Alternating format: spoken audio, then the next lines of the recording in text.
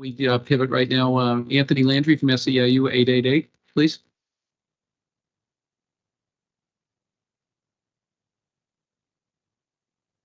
Thank you, Chairman Timothy, my senator. It's nice seeing you today.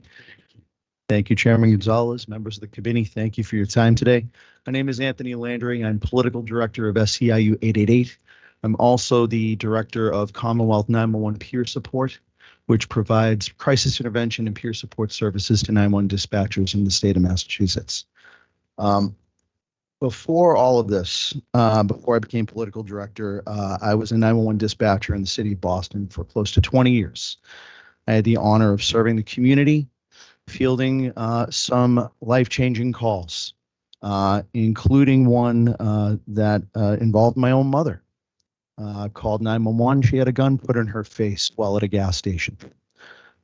So fortunately, through the crisis intervention services we had, I utilized these services that were available that we helped create. So I was grateful for that.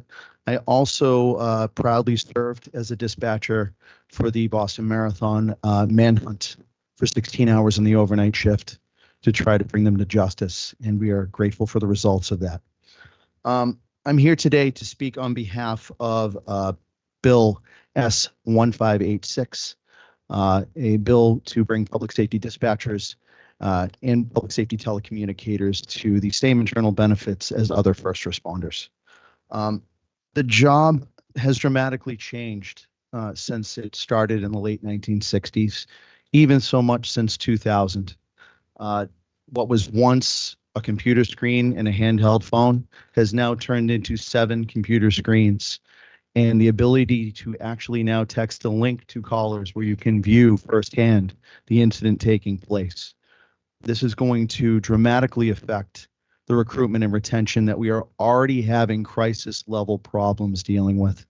In the city of Boston, we missed 35,000 calls in 2020. And that is in the mission critical audit, which I have supplied to you in our written testimony.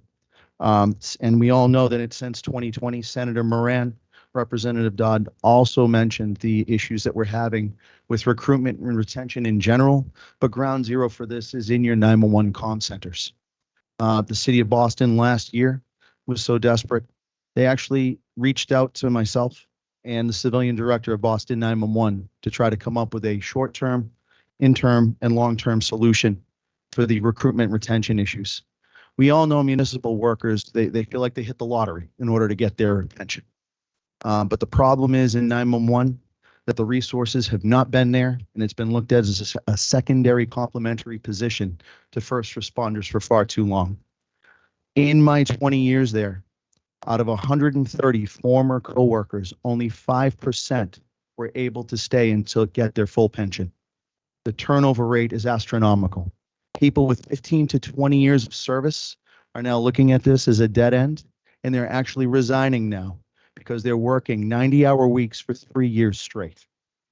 We need to be able to stop the hemorrhaging, and part of that would be to actually finally look at this group of people as first responders and public safety, to have mechanisms kick in, grant money kick in, to be able to make sure that they perform their job with the same safety that they provide for their communities. Last year, I'm very proud to say that through that meeting with the mayor's office, Mayor Michelle Wu made an executive order this past April recognizing Boston 911 employees as public safety first responders via executive order.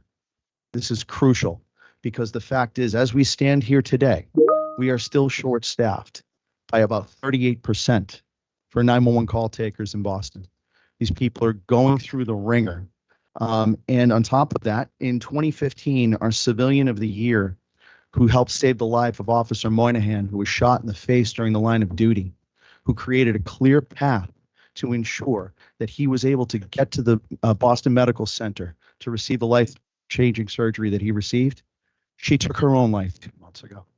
We're starting to see the same cost of life that police, fire, and EMS have historically had data on is now affecting these true first responders.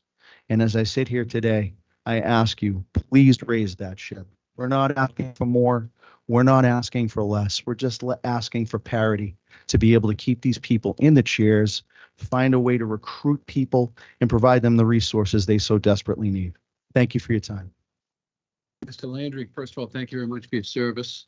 You have long been a champion of the public health and well-being of your colleagues in the dispatching, which obviously is a vital cog to our public safety. It goes without saying that people could not be there, public first responders, to do what they do so well here in the Commonwealth without our outstanding dispatchers. So thank you for what you've done, and thank you for looking out for your colleagues. You're looking out for all of us when you do that, so thank you. And thank you for your support.